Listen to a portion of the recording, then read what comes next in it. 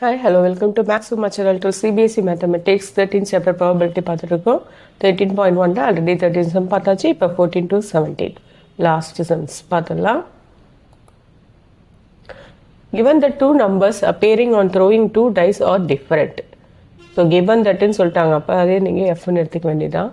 Find the probability of the event, the sum of numbers on the dice is 4. ஓகேவா?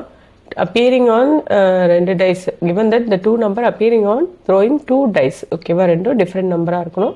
Find the probability of the event, the sum of numbers on the dice is 4. ஓகேவா, ஈஸியாக தான் இருக்கு இல்லையா? Direct question. So ரெண்டு தடவை throw பண்ணுறாங்கன்னா 36. Sum of the numbers on the டைஸ்னால் ரெண்டு 4 இருக்கணும், ஆட் பண்ணால் 4. அப்போ 1,3, 3,1, 2,2.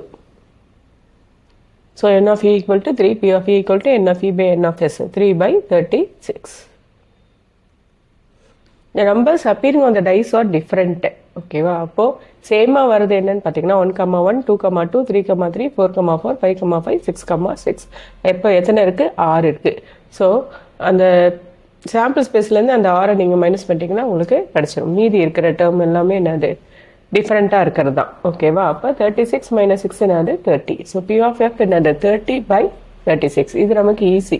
அதை கால்குலேட் பண்ணுறதை விட இது கொஞ்சம் ஈஸி. ஸோ இ இன்டர்செக்ஷன் எஃப் ரெண்டுத்துக்கும் இப்போ காமனாக இருக்குது. என்ன இருக்குதுன்னு பார்த்தீங்கன்னா 1,3யும் 3,1 தான் ரெண்டுத்துலேயும் காமனாக இருக்கும். ஸோ இ இன்டர்செக்ஷன் எஃப் என்னது? n of e intersection f by n of s, 2 by 36. So required probability 2 by 36 by 30 by 36. 36 என்ன ஆகிடும்? கேன்சல் ஆகிடும். 2 by 30 வரும், கேன்சல் பண்ணிங்கன்னா 1 by 15.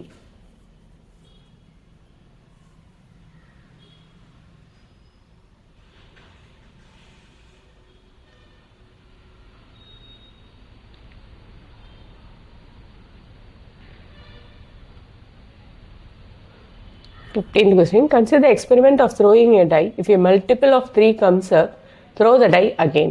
And if any other number comes, toss a coin. Find the conditional probability of the event. The coin shows a tail, given that at least one die shows a 3. So sample space vanna, consider the experiment of throwing a die. If a multiple of 3 comes up, throw the die again. If any other comes, toss a coin. இப்போ 1லேருந்து 6 வரைக்கும். இப்போ 1 வந்துச்சுன்னா நீங்கள் என்ன பண்ணணும்? Coin toss பண்ணணும். 2 வந்தால் coin toss பண்ணணும். 3 வந்தால் மட்டும் நம்ம என்ன பண்ணணும்? டைஸை திருப்பி போடணும். ஓகேவா?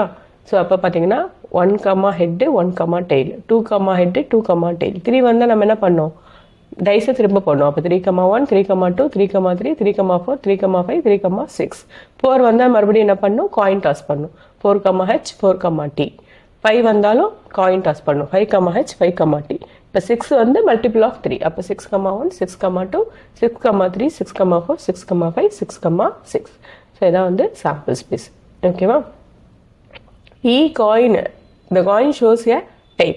ஸோ டெய்ல் ஷோஸ் பண்ணுறது எத்தனைன்னு பார்த்தீங்கன்னா 1, t, 2, t, 4, t, 5, t. So என்ன ஃபீ வந்து 4. At least 1 die shows 3.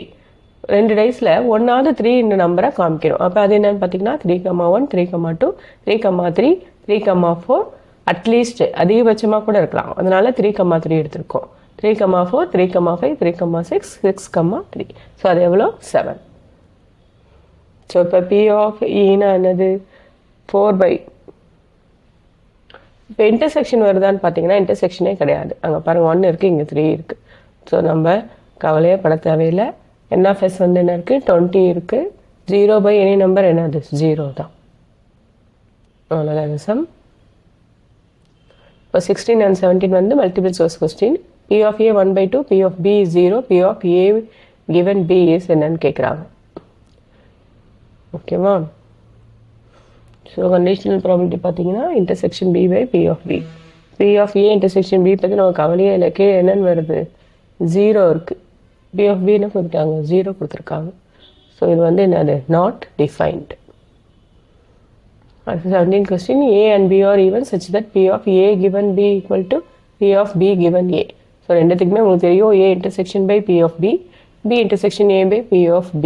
இப்போ மேலே ரெண்டும் கேன்சல் ஆயிடுச்சுன்னா என்ன வந்துடும்? P of A equal to P of B தான் நமக்கு ஆன்சராக வரும். தேங்க்யூ.